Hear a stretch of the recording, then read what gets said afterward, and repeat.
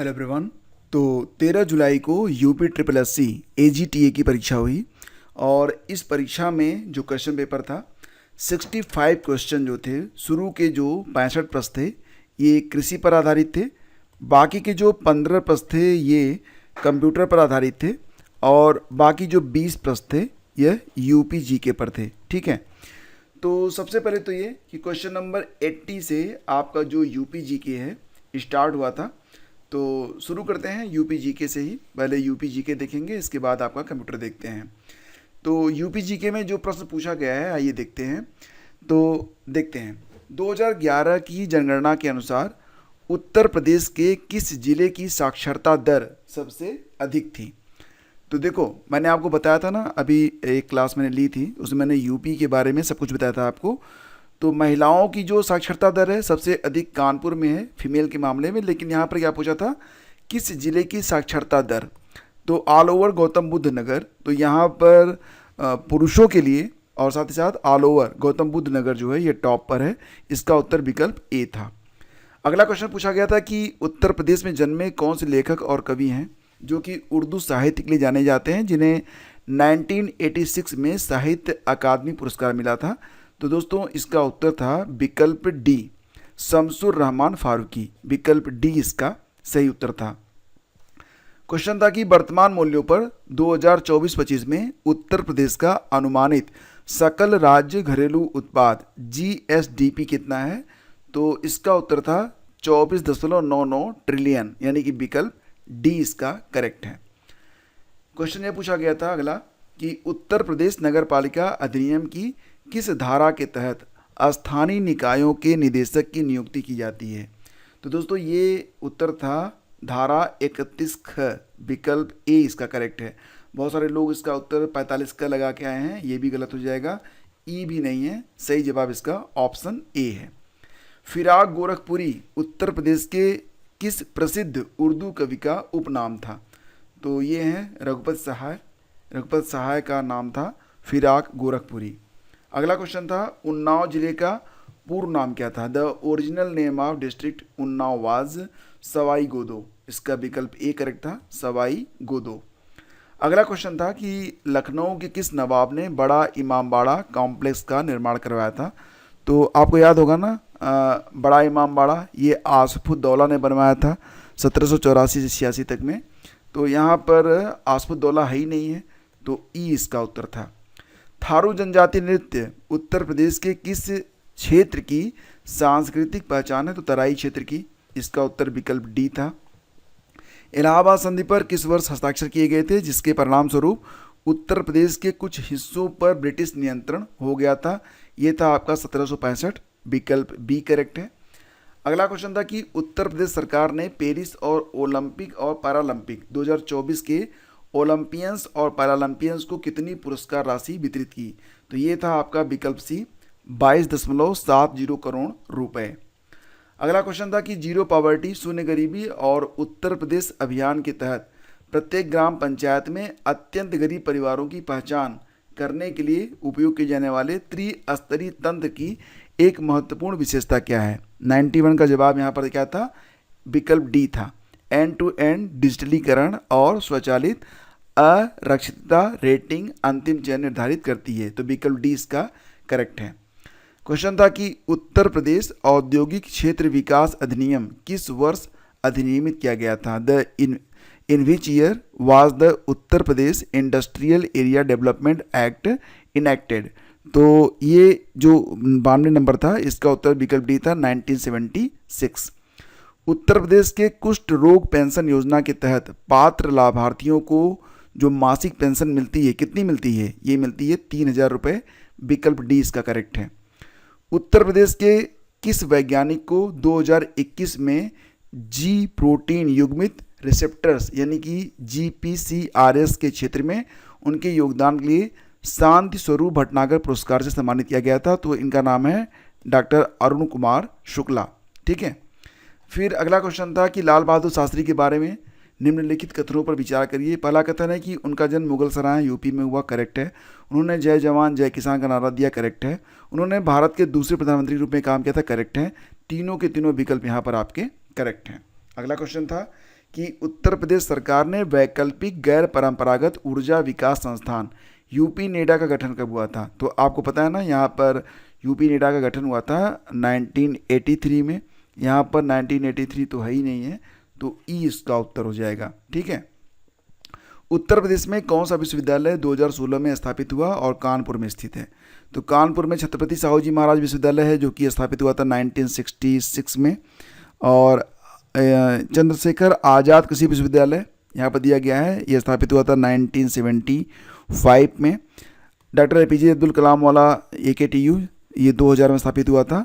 Herbert Buttler तकनीकी विश्वविद्यालय, इसकी स्थापना हुई थी 1921 में, लेकिन ये विश्वविद्यालय बना था कब? ये बना था आपका 2016 में। तो ये आपका उत्तर है विकल्प बी। ठीक है। इसके बाद क्वेश्चन था कि उत्तर प्रदेश की कौन सी प्रमुख कवयित्री और अपने साहित्यिक योगदान के लिए जानी जाती हैं? 1988 में उन्हें क्या मिला था? पद्म विभूषण मिला था। तो ये हैं महादेवी वर्मा, विकल्प बी आपका करेक्ट है। ये क्वेश्चन था कि उत्तर प्रदेश की पहली महिला राज्यपाल, तो आपको पता ही है Sarojini Naidu, option A correct है। अगला क्वेश्चन था कि उत्तर प्रदेश के निम्नलिखित खिलाड़ियों का उनसे संबंधित खेलों से मिलान कीजिए। तो ये मिलान करना था आपको बहुत ही सिंपल तरीके से। अगर बात करें यहाँ पर ए का जो है वो मैच होगा 2 में।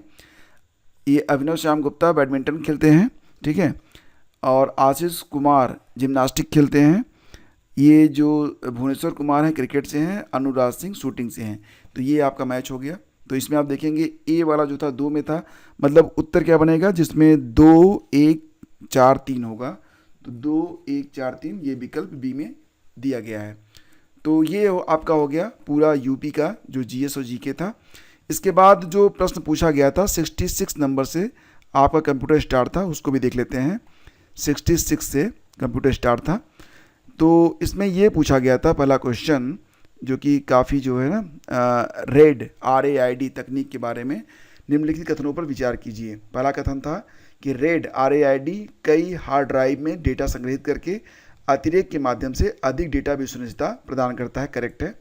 RAID विफलता के एकल बिंदुओं को खत्म करने में मदद करता है और डेटा हानि की जोखिम को कम करता है, करेक्ट है। RAID सिस्टम कई ड्राइव में डेटा वितरित करके रीड राइट थ्रूपुट और समग्र भंडारण क्षमता को बड़ा करता है, करेक्ट है। तो तीनों के तीनों विकल्प यहाँ पर आपके करेक्ट थे। विकल्प सी आपका यहाँ पर सही है। काफ़ी बड़ा प्रश्न था। MS एक्सेल के बारे में गलत कथन की पहचान करना था आपको। आप सेल लॉकिंग का उपयोग करके अलग अलग व्यक्तिगत सेल को सुरक्षित कर सकते हैं, ये तो करेक्ट है। एक्सेल में चार्ट संख्यात्मक डेटा को विजुलाइज करने में मदद करते हैं, करेक्ट है। एक वर्कशीट में अधिकतम जो है 16,384 कालम हो सकते हैं।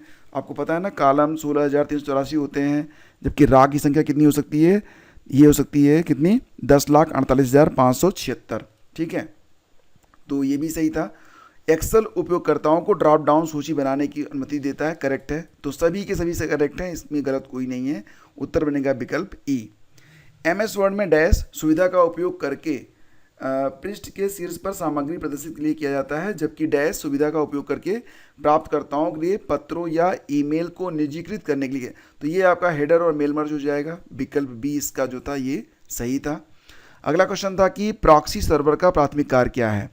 तो जो प्रॉक्सी सर्वर होता है फ्रेंड्स, इसका कार्य क्या होता है? उपयोगकर्ता और इंटरनेट के बीच प्रवेश द्वार के रूप में कार्य करना। विकल्प ए करेक्ट है।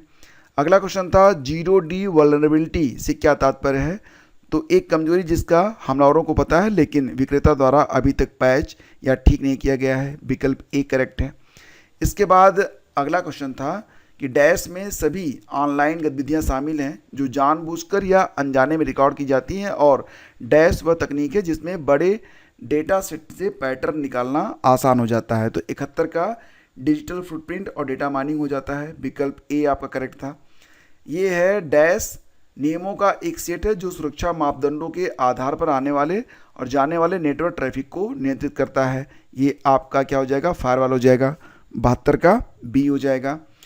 अगला क्वेश्चन था लिथियम आयन बैटरियों के बारे में निम्नलिखित कथनों पर विचार कीजिए।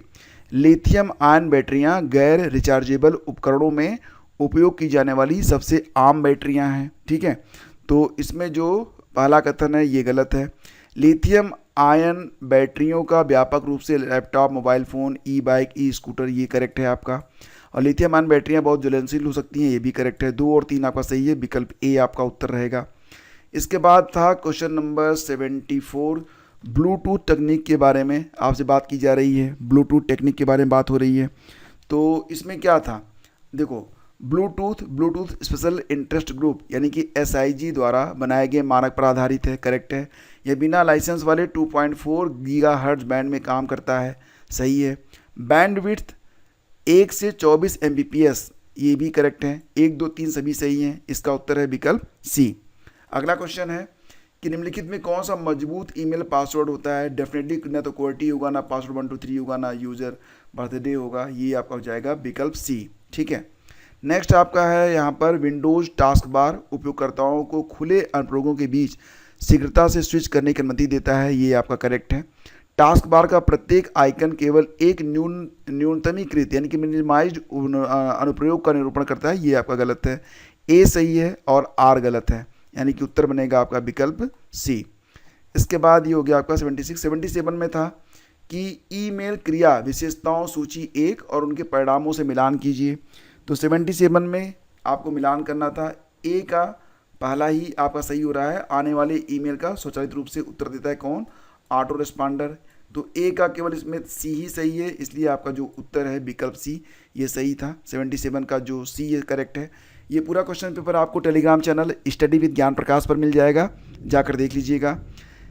अब देखेंगे यहाँ पर वाईफाई सिस्टम पारंपरिक राउटर की तुलना में बेहतर घरेलू कवरेज प्रदान करता है।